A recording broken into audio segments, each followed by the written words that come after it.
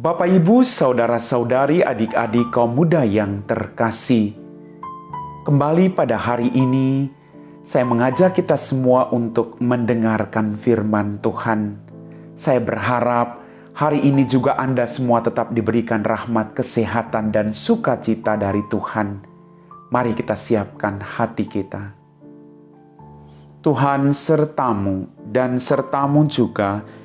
Inilah Injil Yesus Kristus menurut Santo Matius. Dimuliakanlah Tuhan.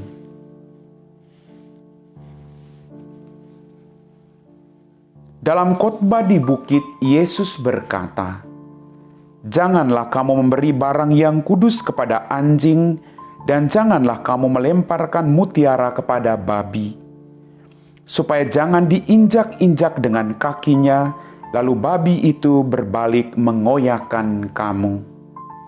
Segala sesuatu yang kamu kehendaki diperbuat orang kepadamu, perbuatlah demikian juga kepada mereka. Itulah isi seluruh hukum Taurat dan kitab para nabi.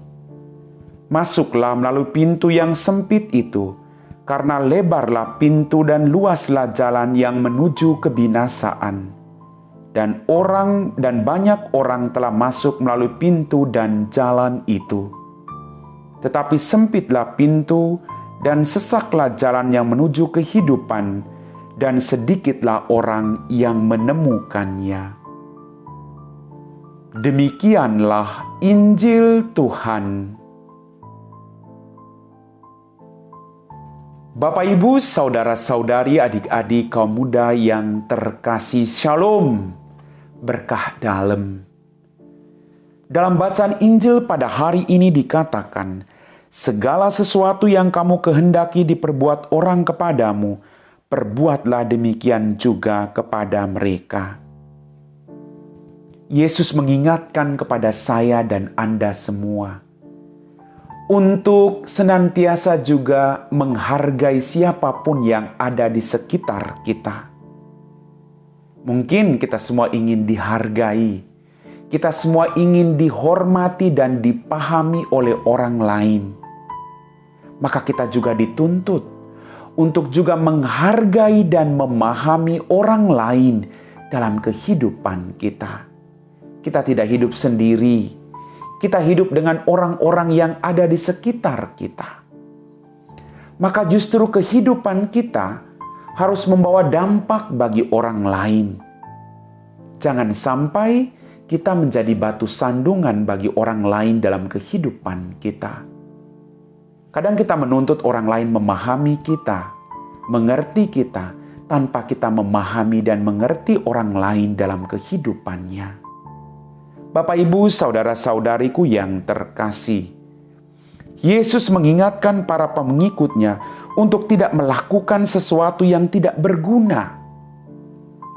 Kita harus melakukan hal-hal yang berguna bagi diri kita dan bagi sesama yang ada di sekitar kita. Mendatangkan rahmat dan berkat bagi diri kita dan bagi orang-orang yang ada di sekitar kita. Alasannya adalah karena hanya akan merugikan diri sendiri kalau kita melakukan hal-hal yang tidak berguna dalam kehidupan kita. Harus ada kebaikan yang dilakukan supaya berkat juga mengalir tanpa henti-hentinya dalam kehidupan kita masing-masing. Bapak, Ibu, saudara-saudariku yang terkasih, sekali lagi dalam permenungan saya, poin yang kedua yang mau dikatakan adalah untuk sampai pada kebahagiaan di surga, itu jalannya tidak mudah. Kita akan selalu diberi tawaran-tawaran yang memikat hati.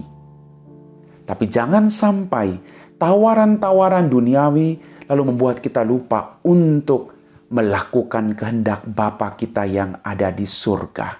Kita cuma mampir sebentar di dunia ini. Maka kita dituntut untuk seimbang.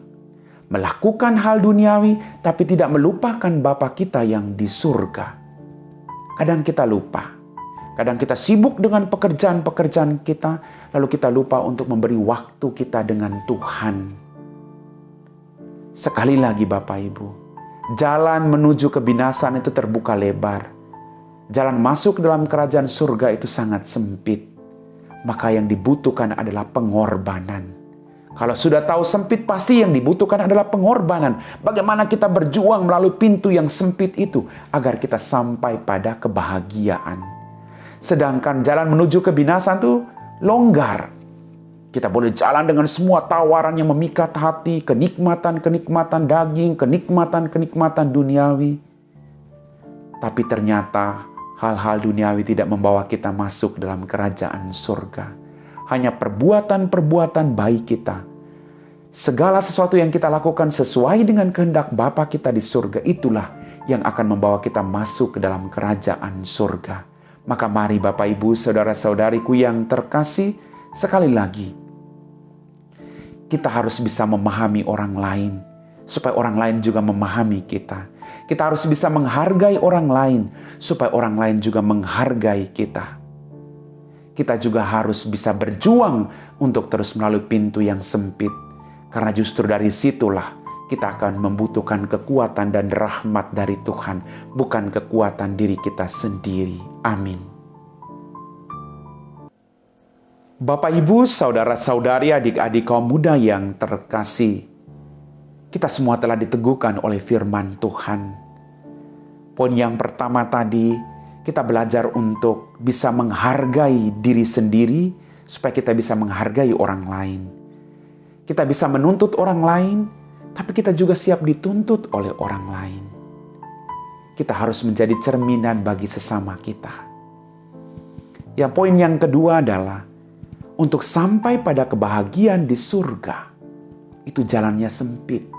Maka yang dibutuhkan adalah pengorbanan, kesiapsediaan, bekerja sama dengan Tuhan. Itu yang dibutuhkan supaya kita sampai pada kebahagiaan di surga. Mari kita siapkan hati kita untuk berdoa. Dalam nama Bapa dan Putra dan Roh Kudus. Amin. Ya Tuhan, Allah Bapa kami dalam kerajaan surga, terima kasih atas apapun yang boleh kami alami dalam kehidupan kami. Entah itu kegembiraan, entah itu penderitaan.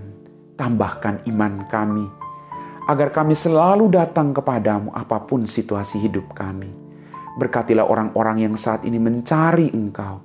Berkatilah orang-orang yang saat ini sedang bergumul karena penderitaan sakit penyakit, khususnya karena pandemi COVID-19. Kau jamah mereka, Kau berikan mereka rahmat kesembuhan Tuhan.